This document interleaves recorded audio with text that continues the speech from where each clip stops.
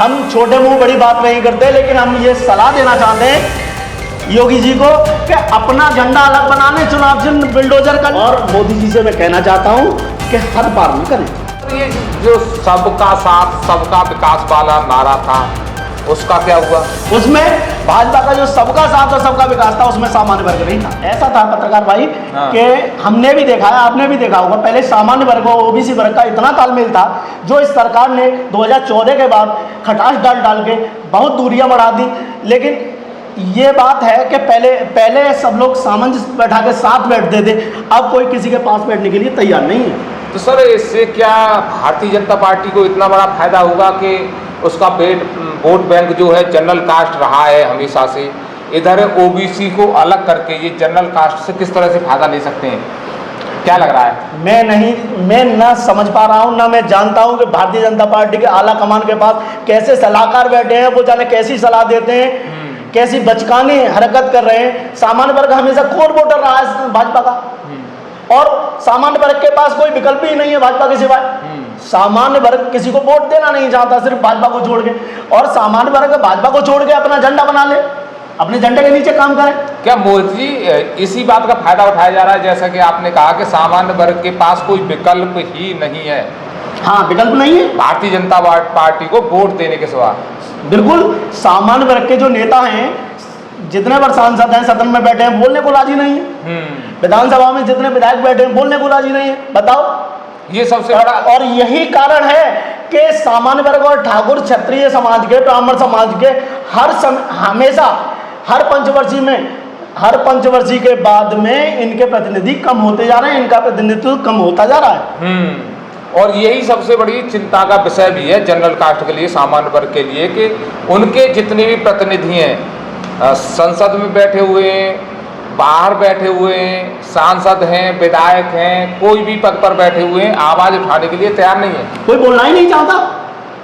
और जबकि ये जो स्थिति बनी हुई है, ये तो इतनी बड़ी भयंकर स्थिति है कि आने वाली पीढ़ियों को खत्म करने की तैयारी की जा रही है, और ये जो स्थिति अब और भी भयंकर होती जाएगी। अच्छा, एक सवाल और बनता है, जिस तरह से सामान्य वर्ग लगातार विरोध कर रहा है मोदी जी, और सुप्रीम कोर्ट ने इस पर स्टे लगाया, 19 तारीख को सुनवाई होनी थी, लेकिन सामान्य वर्ग फिर भी चुप नहीं रहा, लगातार अपना विरोध प्रदर्शन करता रहा जहाँ तक कि उसे रोकने की कोशिश भी की गई। लगातार जो सामान्य वर्ग के लोग हैं प्रदर्शन कर रहे थे उनको घर पर ही अरेस्ट कर दिया गया।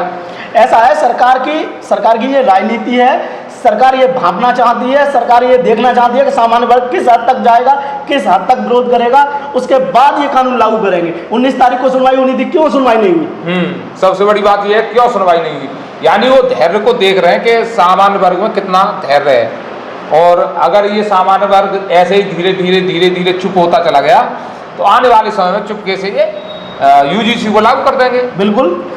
देखो भाई, ये होता है हद से ज़्यादा अगर कोई चीज़ आगे जाती है, अति का अंत होता है ना।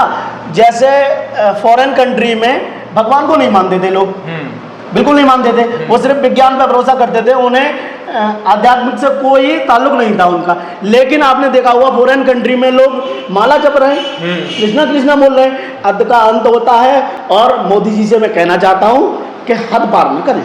तो सर ये जो सबका साथ सबका विकास वाला नारा था उसका क्या हुआ? उसमें भाजपा का जो सबका साथ और सबका विकास था उसमें सामान्य वर्ग नहीं था। सामान्य वर्ग नहीं था। सामान्य वर्ग तो इनकी लिस्ट में ही नहीं है, इनके यहाँ सामान्य वर्ग के लिए कोई जगह नहीं है। और एक नारा और था, जैसा कि एक रहोगे तो सेफ रहोगे, बटोगे तो कटोगे, इस नारे का क्या हुआ सर? ये भी सामान्य वर्ग के नहीं पूरा हो सकता नारा। तो ये जो नारे दिए गए केवल एक सत्ता हासिल करने के लिए दिए गए। एक बात है, जो एक रहोगे सेफ रहोगे ये वाला नारा योगी जी का था, और इसमें योगी जी की कोई कमी नहीं है, ये हाई कमान कर रहा है, केंद्र में बैठे लोग कर रहे हैं। केंद्र में बैठे लोग कर रहे हैं। हाँ। तो क्या एक रहोगे सेफ रहोगे ये नारा योगी जी का था, और ये हमेशा योगी जी को कमजोर, 2017 में इन्होंने, या तो इनकी गलती समझ लो या कुछ भी समझ लो, इन्होंने योगी जी को मुख्यमंत्री बना दिया। अब योगी जी इनकी गले की हड्डी बन गए। कैसे कह सकते हो आप गले की हड्डी बन गए? गले की हड्डी बन, ये इन्होंने देखो मध्य प्रदेश में शिवराज सिंह चौहान को हटा दिया, समझ रहे हैं, और राजस्थान में अपने मन का मुख्यमंत्री बना दिया, और हर जगह ये अपना मन का मुख्यमंत्री बनाना चाहते हैं। ये रिमोट कंट्रोल रोबोट बनाना चाहते हैं। योगी जी इनके रिमोट से काम नहीं करते। हाँ। तो योगी जी इनके गले की हड्डी बन चुके हैं। क्या योगी जी की वजह से ही ये यूजीसी लाया गया है? क्या लग रहा है? क्या योगी जी को टारगेट किया जा रहा है कि सामान्य वर्ग योगी जी से अलग हो जाए? अब तो इसके जो फलस्वरूप जो कारण होंगे, इसके बाद जो परिणाम होंगे उससे मालूम पड़ेगा। इसके परिणाम से मालूम पड़ेगा ना कि इसका कितना असर पड़ता है, इससे समाज में कितना विघटन होता है, कितना समाज बटेगा। जैसा कि मैं पब्लिक में जाता हूं तो वहां पर बातचीत होती है, तो बताया जाता है कि योगी जी को आने वाले चुनाव में 2027 में हराने के लिए ये सारा षड्यंत्र किया जा रहा है। यूजीसी इसीलिए लाया गया है कि ये जो वोट बैंक की राजनीति चल रही है, सामान्य वर्ग अलग हो जाए, ओबीसी अलग हो जाए, तो ये हार जाएंगे। अरे हम तो ये कहना चाहते हैं, हम छोटे मुंह बड़ी बात नहीं करते, लेकिन हम ये सलाह देना चाहते हैं योगी जी को कि अपना झंडा अलग बना लें, चुनाव चिन्ह बिल्डोजर कर लें, सामान्य वर्ग पूरा उनके साथ है, ओबीसी वर्ग उनके साथ है, और ऐसा कोई समाज नहीं है जो उनके साथ नहीं है। अपना झंडा अलग बना लें, भाजपा से अलग हो जाए। भाजपा कभी बिना योगी जी के सरकार नहीं बना, और चुनाव चिन्ह बुलडोजर होना चाहिए। तो ये तो भाई मोहित भाई आपने तो बहुत आगे की बात कर दी। तुम जिससे पहचाने जाते हैं उसी को चुनाव चिन्ह बना लो। सामान्य वर्ग में ऐसा कोई नेता नहीं है जो योगी जी के झंडे के नीचे काम न करना चाहे। ये तो उनकी अलग स्टाइल है, काम करने का तरीका है कि सामान्य वर्ग को भी पसंद आता है। सामान्य वर्ग नहीं, ओबीसी जितना भी हिंदू समाज है सभी को उनका स्टाइल पसंद आता है। और उत्तर प्रदेश की ही बात नहीं करूँगा, पूरे भारत में उनका जो स्टाइल रहा है, राजनीति करने का अलग ही स्टाइल है, और उस राजनीति से हर जगह लोग प्रभावित हैं। बिहार में चले जाइए, आज पश्चिम बंगाल में भी मांग हो रही है कि योगी जी को यहाँ हमारा चेहरा बनाइए। देखिए भारतीय जनता पार्टी की सीट आएंगी, ममता बनर्जी जो दीदी वहाँ पर शासन चला रही है, भारतीय जनता पार्टी हटा नहीं पा रही है।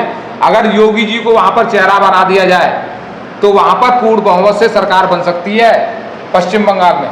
ऐसा था, पूर्ण बहुमत से सरकार बन सकती है, इतनी मुझे जानकारी नहीं है पश्चिम बंगाल के बारे में, लेकिन मैं उत्तर प्रदेश के बारे में ये कहना चाहता हूँ, यहाँ पे जितनी भी सरकार रही, यहाँ प्रशासन नपुंसक रहता था, प्रशासन पिटता था। रोज कोई नेता एक प्रधान फोन करता था तो दरोगा जी कहाँ जाते थे, समझ रहे हैं। लेकिन योगी जी ने पुलिस को ताकत दी। मैं ये भी कहना चाहूंगा योगी जी से कि पुलिस उस ताकत का दुरुपयोग कर रही है। एक समय था कि दरबारी पुलिस बनकर रह गई थी। हाँ। कभी आजम खान जी के यहाँ रहती थी, कभी देखा नहीं आपने 2012 में सरकार बनने के बाद आजम खान की भैंसों को पुलिस ढूंढ रही थी। हाँ। तो उस सबका जो षड्यंत्र चल रहा था सभी को तोड़ दिया योगी जी ने। पुलिस को ताकत दी, प्रशासन को ताकत दी, लेकिन प्रशासन उसका दुरुपयोग कर रहा है। अभी किसी दो बच्चों में झगड़ा हो जाए तो प्रशासन क्या करता है, इंस्पेक्टर साहब क्या करते हैं, 10 इधर से लो और 10 इधर से लो। फिर उनसे डील होती है कि तुमसे 1 लाख लेंगे, तुमसे 10,000 लेंगे, 10,000 बंदा लेंगे। मतलब बहुत बड़ी मारामारी चल रही है। यानी